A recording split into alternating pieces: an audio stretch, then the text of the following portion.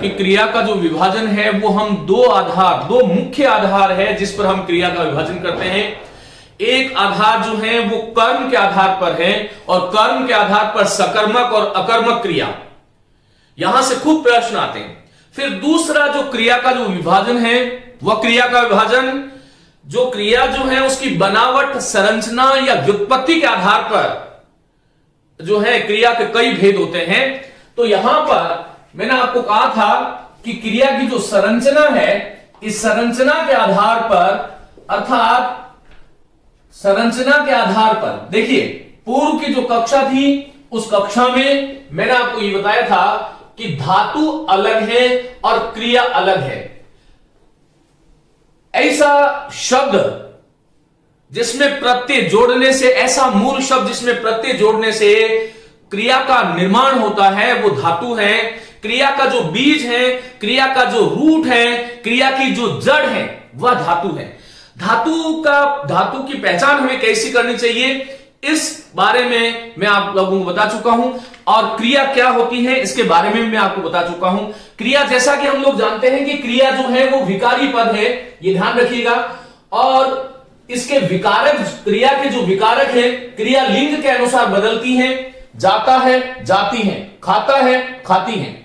साथियों, संस्कृत व्याकरण में, या यूं कहूं कि संस्कृत भाषा में क्रिया का रूपांतरण लिंग के अनुसार नहीं होता है, क्योंकि संस्कृत में रामः पठति, सीता पठति, मित्रम पठति, ये जो 3 वाक्य मैंने बोले उसमें राम पुल्लिंग था संस्कृत की दृष्टि से, सीता स्त्रीलिंग है और मित्र नपुंसक है, लेकिन तीनों ही वाक्यों में पठति क्रिया का समान रूप से प्रयोग हुआ। इसका मतलब संस्कृत में लिंग के अनुसार क्रिया में रूपांतरण नहीं होता। लेकिन हिंदी में आपको कोई पूछे कि क्रिया क्या है, तो क्रिया एक विकारी पद है और लिंग उसका विकारक है, लिंग के अनुसार क्रिया में रूपांतरण होता है। इसके बारे में कभी मैं पृथक से व्याख्यान लूंगा।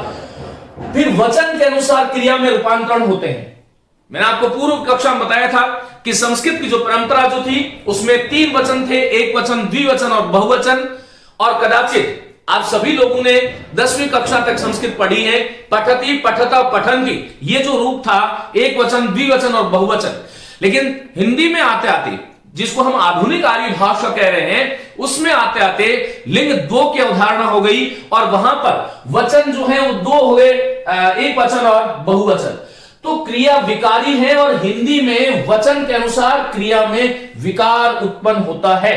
इसका मतलब क्रिया का विकारक लिंग भी है और वचन भी है। जैसे हम कहते हैं राम जाता है और वे सब जाते हैं, तो जाता है, जाते हैं, खाता है, खाते हैं, आता है, आते हैं, बैठता है, बैठते हैं। ये जो रूपांतरण क्रिया में ता और ते वाला जो हो रहा है, रहा है, रहे हैं, है, हो, होगा, होगी, होंगी, तो ये जो रूपांतरण क्रिया में जो हो रहा है वो वचन के अनुसार हो रहा है, ये ध्यान रखिएगा।